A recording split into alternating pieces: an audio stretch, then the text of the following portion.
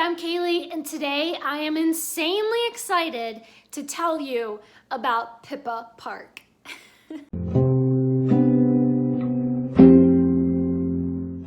I recently read Pippa Park Raises Her Game and fell in love with this book. And I contacted the publisher and asked them, can we do a giveaway? Because I'm just loving this book so much, I want to share it with everybody. So I'm going to tell you about the book and why I love it so much, and then I'll tell you about the giveaway prize pack. When Pippa Park gets a basketball scholarship to a fancy private school, she feels pressured to pretend like she's rich and cool so she can fit in with her elite classmates. But how long can she keep up the farce? When her Korean family owns a laundromat, and Pippa barely has enough money to afford a slice of pizza at the school cafeteria. With her grades slipping and her relationships in turmoil, Pippa begins to realize that some of her new friends have family secrets of their own. This retelling of Charles Dickens's Great Expectation is brilliant from start to finish. So instead of in Great Expectations, it's Pip, our main character now is Pippa. Most of the main characters found in Great Expectations have their counterparts in Pippa's story. Not all of them make an appearance, and many of them are changed in significant ways or they're gender swapped, but they play the same main role in the plot. I had so much fun reading along and then realizing, oh, this character is supposed to be that character from Great Expectations. It's not always obvious from the start who each character represents, and so it was like this fun little discovery as I was reading. Many of the new characters' names start with the same letter as the other character's name, or the name might be similar in some way. So it's like a little clue to their alternate identities. However, although many of the plot points and the character roles are similar to Great Expectations, this book has its own story, its own voice, and its own delightful style. It was especially interesting to see how the author took some of the main plot points from Dickens and reimagined them into a modern world with cell phones and school sports and the rich Korean American heritage that Pippa enjoys. So speaking of basketball and Korea, I had a very unique experience while reading this book, and it affected me very closely from the very first page. Okay, so personal story time. I was forced to attend a basketball camp when I was in 5th or 6th grade, and I hated it. I hated it so much. I have never been good at sports, and I spent the entire week just learning how to dribble. The other campers laughed at me because I had no skills whatsoever, and it was one of the most embarrassing situations of my entire life. Needless to say, I hate basketball now, and you might be wondering, why would I pick up a middle grade book that's obviously about basketball? I mean, surely the traumatic memories of my childhood would make me hate this book. But this is where the genius of this book makes the magic happen. So the very first scene is Pippa playing hoops by herself in a deserted playground. And she describes, in one of the very first paragraphs, how she loves to play basketball. She feels at home on the court. She feels like she belongs, like she's capable. She feels that all her problems just melt away when she holds a basketball in her hands. The writing does such a genius job of explaining her passion for this sport that it actually reminded me of my passion for music.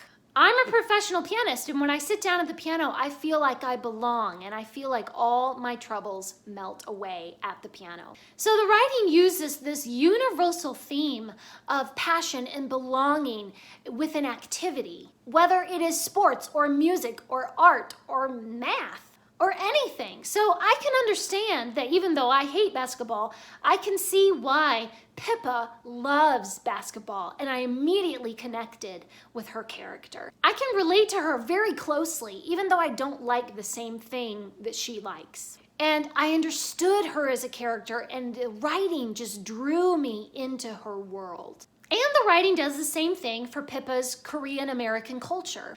I don't know the first thing about Korea, but I enjoyed learning about it in this book. I very clearly understood Pippa's feelings of feeling different from other people because her family celebrates different holidays and eats different food. And they just kind of do things their own way. And we all feel different sometimes, and like we're just different from other people, and our family is weird.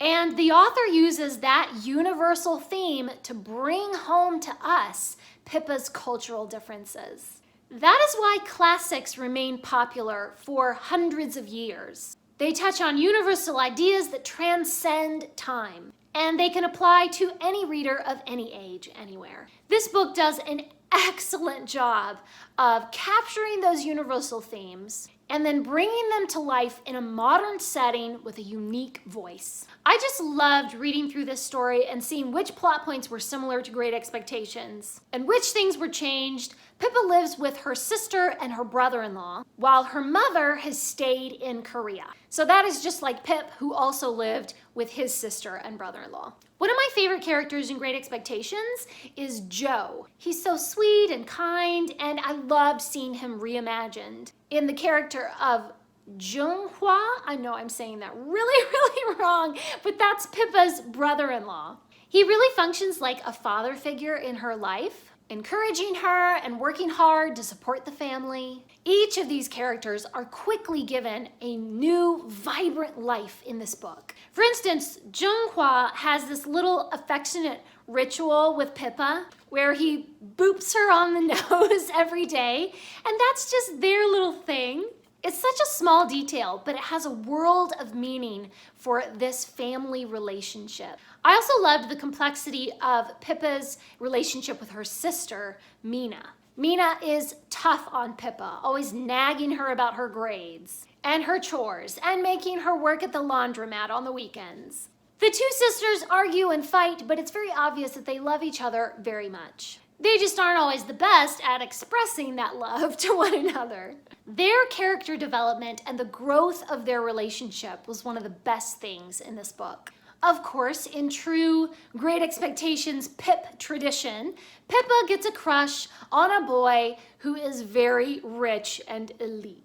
And of course, he barely knows that she's alive. The descriptions of how she feels about him and what she thinks and how she's trying to impress him and be cool, all of those things were so spot on and very expressive. I mean, we've all had that impossible crush at one time or another. I was just delighted with how serious and comedic and wild this plot ended up being. It starts out with some fairly tame school drama, but it went into some really intense tragedy and redemption towards the end. If you like classics, you will love this Dickens retelling. If you like basketball or Korean American culture or just a good story, then I urge you to pick this one up. It's not just for middle grade either. I'm 38 and I loved reading about Pippa. Needless to say, I gave this book 5 stars. And now we get into the giveaway prize pack.